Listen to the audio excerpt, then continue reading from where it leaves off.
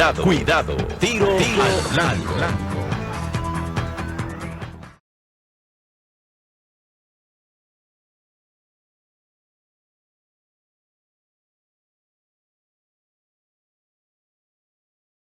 En definitiva, hay que decir que Orlando enfrentó la esencia del poder criminal, opresor, explotador de la República Dominicana. Que no ha cambiado en sus formas, aunque se haya modernizado los vínculos y las vías, y eso le da una enorme vigencia. Para mí lo más importante de este 50 aniversario de Orlando es que a pesar de tanto tiempo, él tenga una vigencia tan impactante para poder pensar e interpretar la realidad y cómo se articula el poder. Fíjate lo siguiente, ¿cuál ha sido la evolución de la muerte de Orlando al día de hoy con el problema de la tierra con el que él peleó tanto?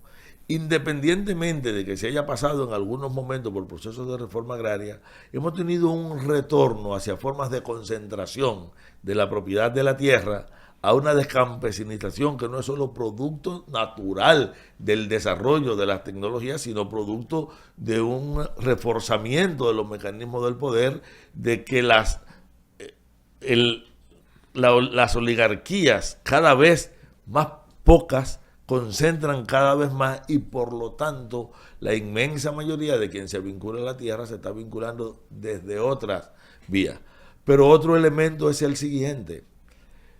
Tal y como él había previsto Orlando, el valor del agua, el valor social del agua, es tan grande que hoy cada vez lo entendemos más y todavía hoy seguimos peleando con la posibilidad de que se privatice o no se privatice el agua. Y el pensamiento de Orlando está ahí para advertir a la sociedad, como está para advertir a la sociedad cómo las mafias militares y las mafias articuladas al poder... Mafias militares con un fuerte tono fascista en esa época.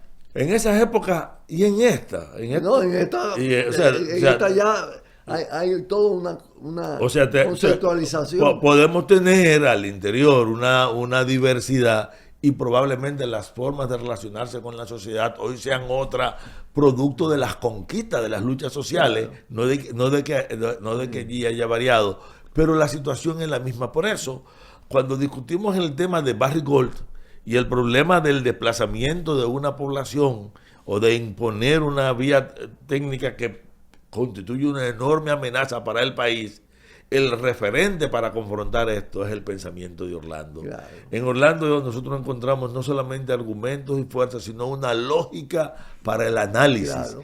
Y eso le da una actualidad.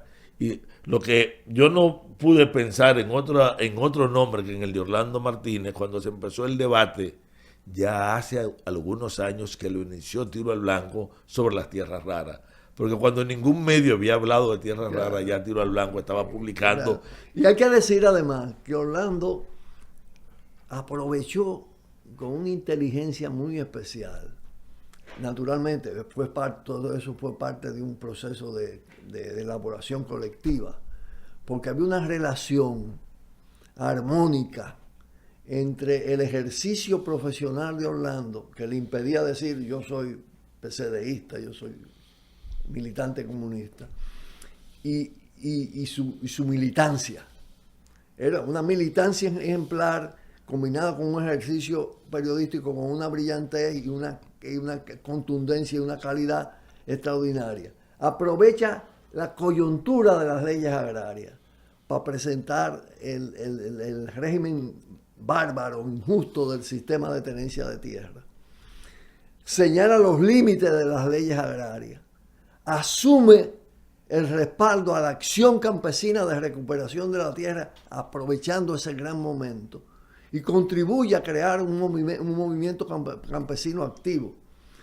Y tú decías cómo se ha reimpuesto en sentido... Bueno, aquí la mayor parte de las propiedades del latifundio de la República Dominicana es ilegal incluso. No, claro, por la propia ley. Y por el origen. Tú tienes, con el origen de hablar. Tiene tres orígenes del latifundio. Uno es la invasión norteamericana que crea el sistema Torrens y permite que personas declarasen y a partir de ahí se validara título que despojó a prácticamente toda la población de las grandes apropiaciones que hicieron familias como los Bermúdez, como los Piccini y otros. El segundo es el poder impuesto por Trujillo, desde arriba, que se apropia y quita, incauta, en el cual incluso llegó muchas veces a afectar también a núcleos de poder. Pero el tercero tiene que ver con el hecho de que todo el aparato político anterior y posterior a Trujillo ha servido solo para servir a los pequeños grupos oligárquicos y por lo tanto debilitaba la posibilidad de validación de la pertenencia de la tierra por parte de la población, o peor aún, validó los procesos continuos de despojo, de apropiación irregular por parte del poder, porque todavía, aún después de la revolución, en los primeros años de Balaguer y después los demás gobiernos, ha seguido un proceso permanente de apropiación, ahora mafiosa, irregular, tanto de agentes políticos como de gente de mucho poder económico de la tierra, y lo que ha terminado pariendo es una sociedad donde los más pobres han sido totalmente robados y despojados por los grupos de poder. Esto lo advirtió, esto lo señaló con profundidad Orlando Martínez. No, y al señalar las características de las leyes agrarias, a dónde afectaban la parcería, a dónde afectaban el latifundio, a dónde afectaban el tema de recuperación de tierra del Estado, deja sentado esto que yo te decía, es decir, las leyes agrarias están vigentes, pero están absolutamente abandonadas e inaplicadas. Quienes iban a ser afectados por las leyes agrarias están ocupando ilegalmente, ya en otra dimensión, esos terrenos. No, y siendo de manera continua y recurrente compensado por un Estado que trabaja para ellos y no para el resto de la sociedad. Porque, por ejemplo, en las compensaciones que se ha hecho a los grupos más poderosos presentes en Valle Nuevo, que fueron producto de dos apropiaciones, Sistema Torrens para uno y otro permiso que dio Trujillo, que se convirtieron en títulos de propiedad. Esto que permitió esta enorme acumulación ha permitido la transferencia permanente de capitales, de recursos de la sociedad hacia los más ricos, lo cual implica un empobrecimiento continuo producto de ese régimen. Pero hay dos ideas de Orlando que yo creo que es importante recuperar aquí. Uno era que era imposible enfrentar y derrotar ese poder sin una amplia organización social con la firmeza y la capacidad para entender cómo operaba y para confrontarlo. Ese era un elemento fundamental. Y el hecho que había que entender que muchas de las contradicciones que se podían dar alrededor de ese poder y que tenían asumir cierta preeminencia en algún momento, siempre iban a ser coyunturales, porque cuando se sintieran amenazados por un proceso de cambio, se iban a rearticular. Y eso le permitió decir, sí, mira, este grupo de Pérez y Pérez, un grupo que tiene tales características y este tiene tales características, y ellos están confrontados entre sí, pero el pueblo es enemigo para ellos, para ambos, el pueblo es su enemigo. Claro, claro. Y en un momento llegó a decir, a mí la decisión de matarme puede provenir de cualquiera de los sectores de poder. Y imagínate agregar además el odio latifundista a todo lo que implicó su tratamiento de las corporaciones multinacionales. Eso explica la muerte, pero explica no solo el asesinato, la muerte física, su trascendencia. Lo explica más que eso, explica la impunidad. Es decir, el caso Orlando estuvo impune absolutamente, estando señalados los autores intelectuales y los actores materiales, 22 años.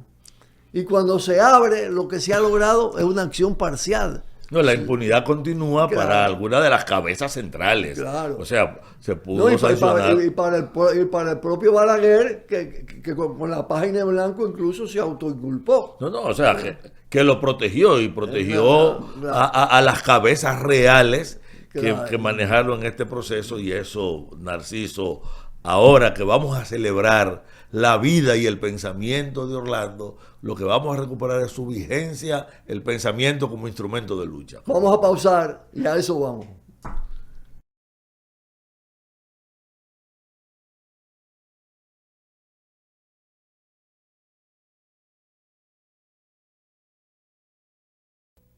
Cuidado.